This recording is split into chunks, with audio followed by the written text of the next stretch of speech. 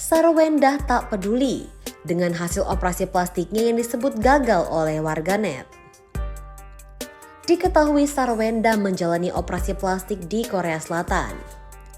Operasi ini dilakukan bukan untuk mengubah struktur wajahnya, melainkan hanya untuk menarik bagian kulit yang mulai turun. Meski demikian, penampilan baru istri Ruben Onsu ini pun masih menjadi gunjingan netizen. Banyak yang menilai hasil operasi plastik Sarwendah gagal. Menanggapi nyinyiran tersebut, Sarwendah mengaku tidak peduli.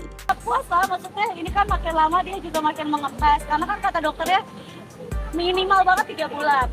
6 sampai 12 bulan itu udah paling maksimal hasilnya. Jadi kan butuh proses. Ya istilahnya lu kejedot aja deh. Kejedot aja biru. Biru aja hilangnya kayak seminggu, 2 minggu. Apalagi Menurut Sarwendah, keputusan untuk operasi plastik adalah tanda kasih sayangnya terhadap diri sendiri.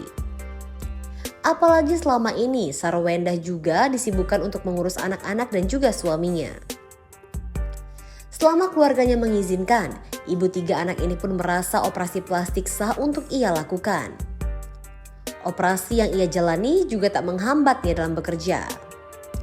Sebab walau kini wajahnya masih membengkak, Sarwendah masih sibuk dalam pekerjaannya.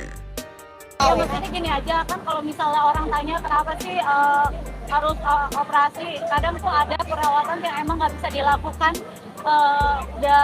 karena kan kalian bingung juga dengerin komen netizen, salah dengerin komennya apa, dibilang matanya kayak panda, terus kalau tiap kali live ini apa kayak sayu ngantuk terus, padahal kan itu karena mata aku udah turun di sini, terus di sini celong banget.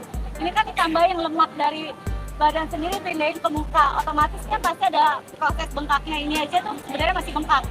Nah terus kalau kata orang kaku, ini sebenarnya salah, bukan karena operasinya.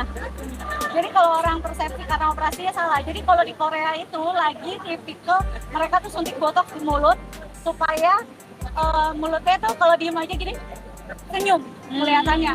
Nah itu aku di botox pada hari terakhir sebelum aku pulang. Jadi kalau kayak gini, ini aku diem ya. Senyum, tapi ternyata nggak cocok kalau buat orang yang suka makan kayak aku ya. Kan kalau misalnya mungkin orang-orang artis Korea atau orang Korea cuman butuh gini doang.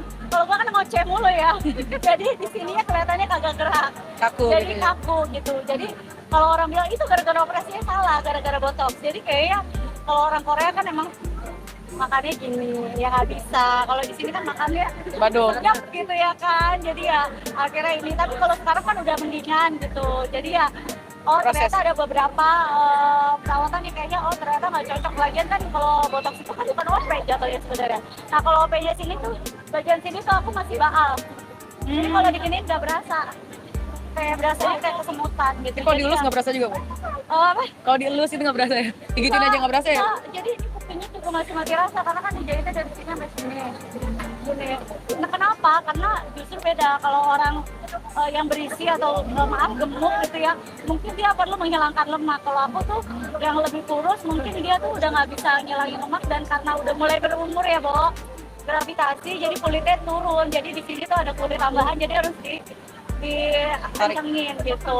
Bun, tapi itu bilang orang kalau ngatain gue kagak apa-apa gitu ya kan.